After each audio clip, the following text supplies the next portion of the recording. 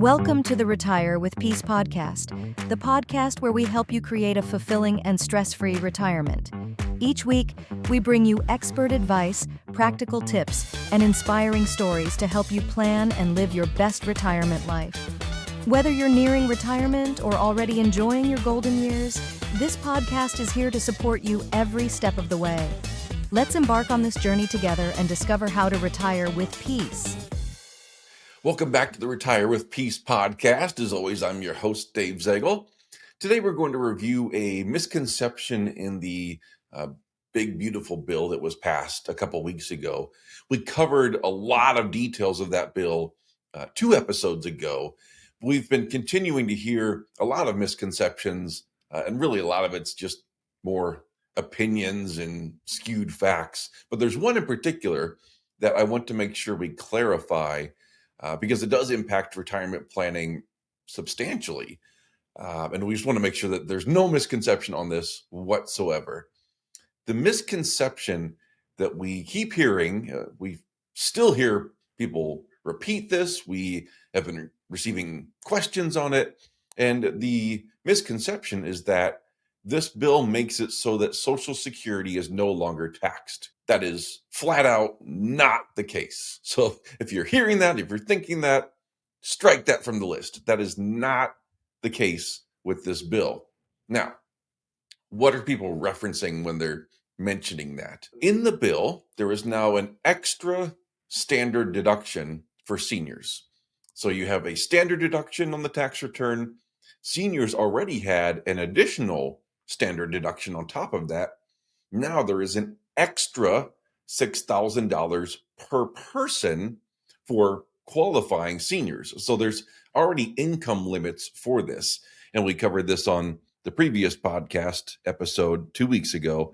But there's a phase out for individuals, it's $75,000 of income. For married couples, it's $150,000 of income, to where you lose that extra deduction if your income exceeds that, which is not the end of the world. It can still work well for planning, but just understand that there's now an extra $6,000 per person of a deduction if you're a senior and if you are under these income levels. A lot of times people are using this extra deduction to say, wow, if you're a married couple, that's $12,000 more of income that you don't have to pay tax on. And if you combine that with all the standard deduction and the additional deduction, that will effectively cover the amount, essentially offset the amount of Social Security income that you are receiving.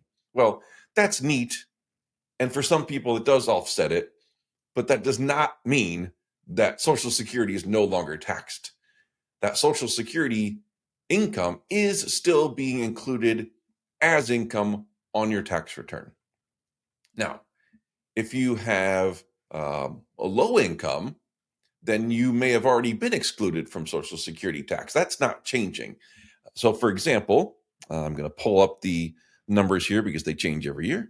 So if your combined income, and combined income is essentially all of your income plus half of the Social Security income. I know it's a goofy calculation, but if your combined income, if you're married, for example, if your combined income is less than $32,000, then you're not getting taxed on Social Security.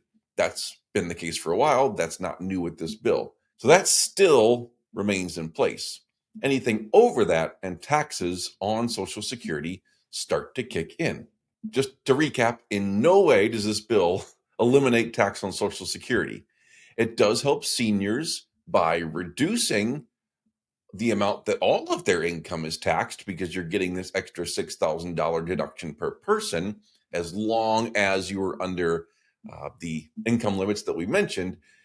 But that's really the only change. There's no other change to Social Security taxability, nothing. So if you're over the income limits, which were $150,000 for a married couple, you're seeing no change at all to the taxation of your Social Security.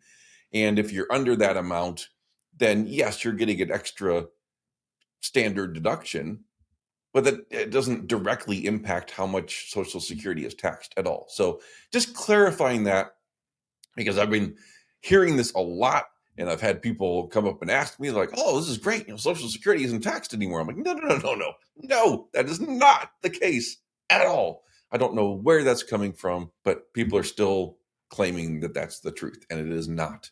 So just an important clarification for retirement income planning. Social Security rules, taxation, everything stayed the same. Nothing changed in that regard. But what was added, which we've already discussed, is now an extra standard deduction for seniors as long as you're under the income thresholds on the new bill.